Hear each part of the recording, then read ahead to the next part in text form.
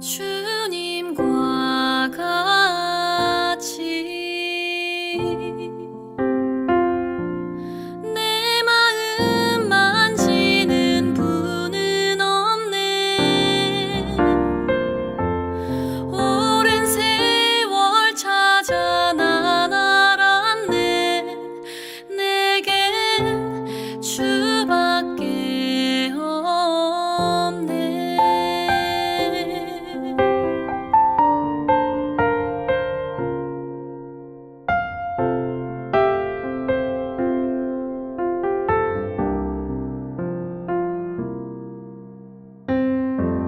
주님과 같이 내 마음 만지는 분은 없네. 오랜 세월 찾아 난 알았네. 내겐 주밖에 없네. 주잡이 강같이 흐르고 주 손길 치료하네. 고통받는 자녀 품으시니 주밖에 없네. 주님과 같이 내 마음 만지는 분은 없네. 오랜 세월 찾아 난 알았네. 내겐 주밖에 없네. 오랜 세월 찾아 난 알았네. 내겐 주밖에 없네.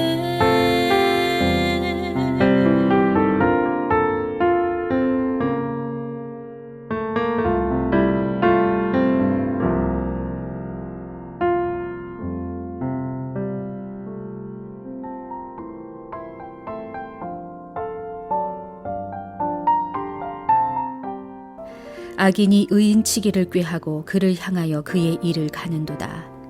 그러나 주께서 그를 비웃으시리니 그의 날이 다가옴을 보심이로다.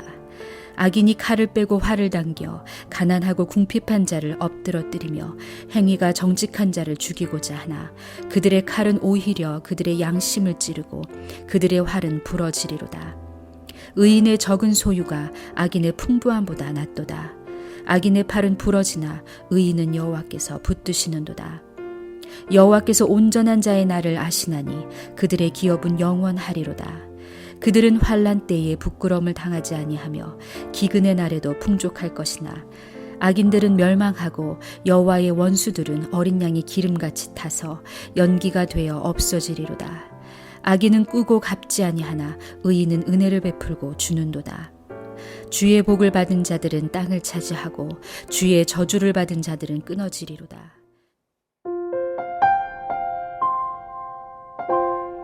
시편 37편의 12절부터 22절까지 말씀을 통해서 은혜를 나누고자 합니다.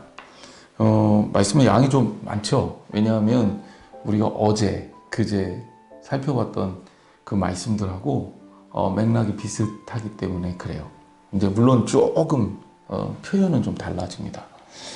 제가 우리 교회에 처음 장로님들을 만나는 자리에서 장로님들이 저한테 뭘 물으셨냐면, 우리 장로님들이 기억하실지 모르겠는데 목사님 목회 철학이 뭐예요? 이렇게 물으셨어요. 그래서 제가 세 가지를 얘기했습니다. 첫째, 일보다는 사람입니다. 이런 말씀을 드렸어요. 이제 어떤 일을, 하나님의 일을 하면서 겉으로 드러나는 성과, 성취 이것보다는 그 일을 통해서 하나님의 사람들을 세워나가도록 하겠다. 저는 그게 제 목회의 첫 번째 철학이다. 라는 말씀을 드렸어요.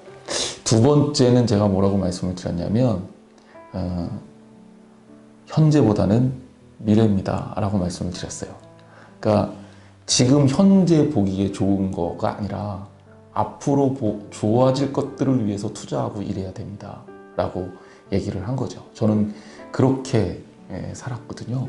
실제로 지금 무엇을 얻을 수 있느냐 보다도 앞으로 시간이 지난 다음에 수확할 수 있는 것들을 위해서 씨를 뿌리는 게 진짜 목회고 그게 제가 가지고 있는 어떤 목회의 방향입니다. 라고 말씀을 드린 거죠.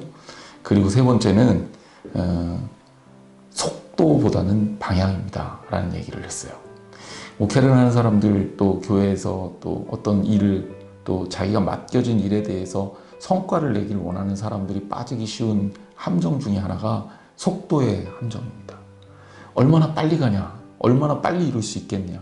특히 한국 사람들은 빨리빨리 정신 못 차리잖아요. 저는 진짜 농담인 줄 알았더니 외국 나가 보니까 사람들이 다 한국 사람 빨리빨리는 다 알고 있더라고요. 우리가 많이 쓰기는 하는 건가 봐요. 저도 뭐 외국 생활하면서 제일 고통스러웠던 게 기다리는 거였어요.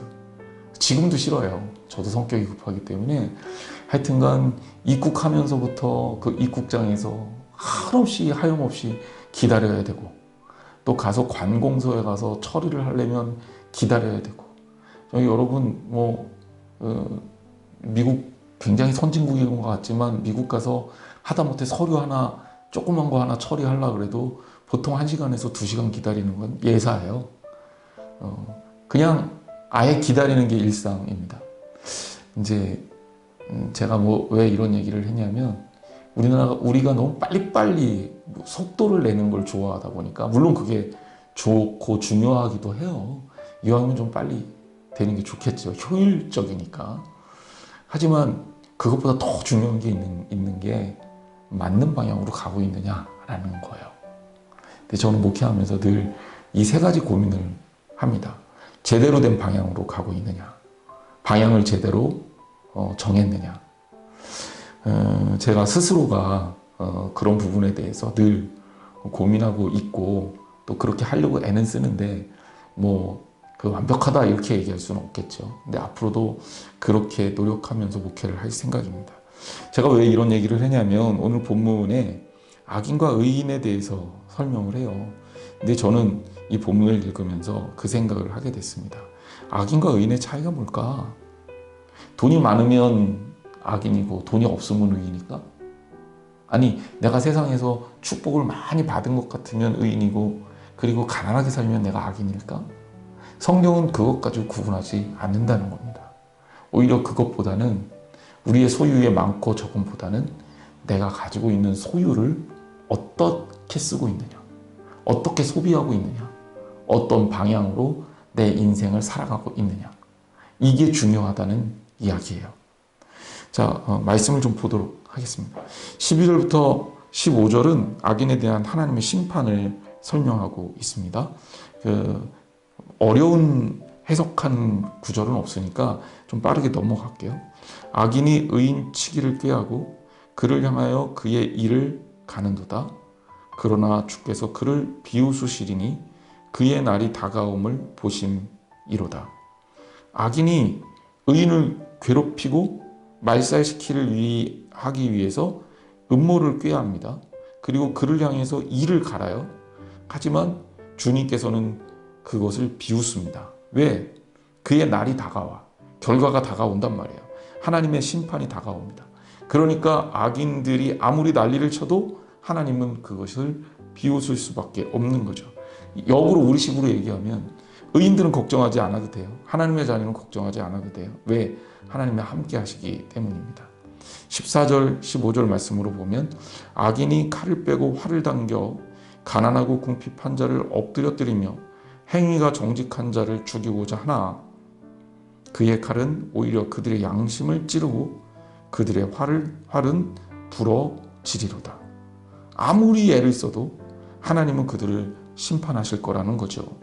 넘어뜨리려고 그들이 칼을 빼고 활을 당겨도 오히려 그 칼이 그들의 양심을 찌를 것이고 그들의 활은 부러질 것이다.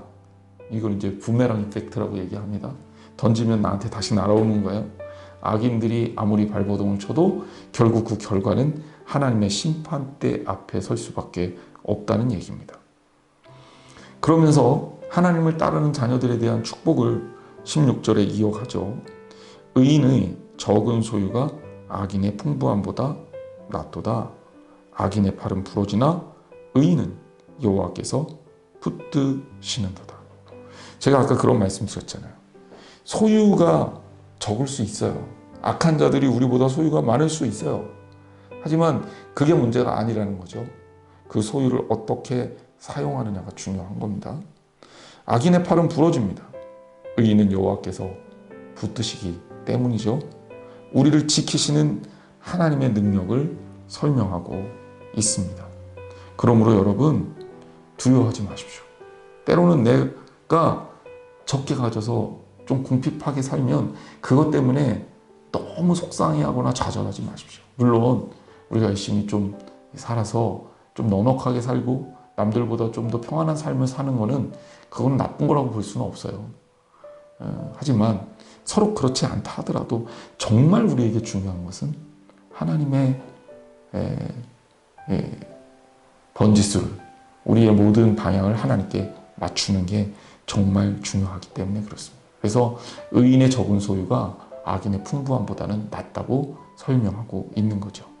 18절 말씀, 여호와께서 온전한 자의 날을 아시나니 그들의 기업은 영원하리로다. 하나님께서 온전한 자의 날을 아신다.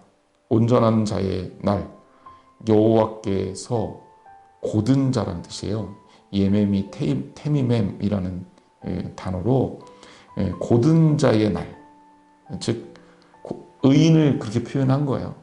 하나님을 향해서 똑바른 사람, 정말 바르고 고든 사람, 그 사람의 나를 하나님께서 알고 계셔요. 결국 하나님의 손에 붙들림을 당한다는 거고 하나님은 기억하고 계신다는 겁니다. 자, 그러면 결말이 어떻게 될까요? 19절에서 22절 말씀에 보면 악인과 의인의 결말을 설명합니다. 그들은 환난 때에 부끄러움을 당하지 아니하며 기근의 날에도 풍족할 것이나. 누굽니까? 의인들이죠. 악인들은 어떻게 됩니까? 20절, 멸망하고 여호와의 원수들은 어린 양의, 악인들은 멸망하고 여호와의 원수들은 어린 양의 기름같이 타서 연기가 되어 없어지리로다. 어린 양의 기름은 제사를 드릴 때 드려졌던 양의 기름들을 설명하는 거예요. 그런데 이 기름은 남아나질 않습니다. 타서 연기가 돼서 없어지는 거죠. 그러니 그 흔적조차도 없게 되는 겁니다. 21절, 악인은 꾸고 갚지 아니하나 의인은 은혜를 베푸고 주는도다. 제가 그 얘기 했죠? 진짜 축복은요, 잘 쓰는 데 있어요. 진짜 축복은 소비에 있습니다. 그래서 우리가 무엇을 얻느냐에 집착하기보다는, 물론 그것도 중요하지만 어떻게 쓰느냐를 더 깊게 생각해야 합니다. 그래서 의인은 어때요? 은혜를 베풀고 주게 됩니다. 그러면 결과가 어떻게 되느냐? 주의 복을 받은 자들은 땅을 차지하고 주의 저주를 받은 자들은 끊어지리로다 라고 말합니다. 결국 하나님께 복을 받은 자들은 하나님께서 이끄시는 땅으로 나아갈 것이고 저주를 받은 자들은 결국 끊어질 거다. 이거는 뭐 우리가 분명히 알고 있는 그 앞에도 나왔던 하나님의 약속입니다. 사랑하는 성도 여러분, 여러분은 어떤 방향으로 가고 있습니까? 방향이 잘못되면요, 아무리 빨리 가도 망할 수밖에 없어요. 아니, 빨리 가면 빨리 가는 만큼 망하는 거예요. 방향이 잘못되면. 그렇잖아요? 어떤 길을 찾아가는데 방향이 맞으면 좀 천천히 가도 도착하는 데 문제가 없단 말입니다. 근데 막 빠르게 가요. 근데 방향이 반대 방향이야. 그러면 가면 갈수록 점점 더 가려던 목적지하고는 멀어지는 거예요. 속도보다는 방향입니다. 꼭 기억하세요. 주님 안에서 아름다운 방향을 설정하고 하나님의 나라를 향할 수 있는 사랑하는 성도들 되기를 주님의 이름으로 축원합니다. 기도하겠습니다. 하나님 감사합니다. 우리의 삶에 하나님께서 이끌어 주시는 아름다운 삶의 흔적이 남기를 원합니다. 늘 언제나 무엇인가를 효율적으로 빠르게 적극적이고 그리고 풍성한 결과를 내기를 소망하며 달렸지만 때로는 방향이 틀려서 망하고 실망한 적이 한두 번이 아닙니다. 하나님, 우리로 하여금 온전한 방향을 찾게 하시고 그 방향에 따라 최선을 다해서 살게 하여 주시옵소서. 때로는 이 땅에서 누리는 것들의 풍요가 모자라는 것 같은 느낌이 들 때가 있습니다. 하지만 주님, 우리가 물질로서의 풍요가 아니라 하나님과 함께 함으로써의 풍요를 누리게 하여 주시고 그것으로 감사하게 하여 주옵소서. 때로는 부족하고 모자라도 하나님이 우리와 함께 하시며 우리가 가는 길이 하나님께서 기뻐하시는 길이라면 우리는 주님께서 주신 땅에 반드시 이룰 것이기 때문입니다. 오늘도 내가 아닌 주님이 주시는 풍요를 경험하며 하루를 또한 행복하게 살길 원하오니 주님 동행하여 주옵소서. 예수님의 이름으로 간절히 기도했습니다. 아멘.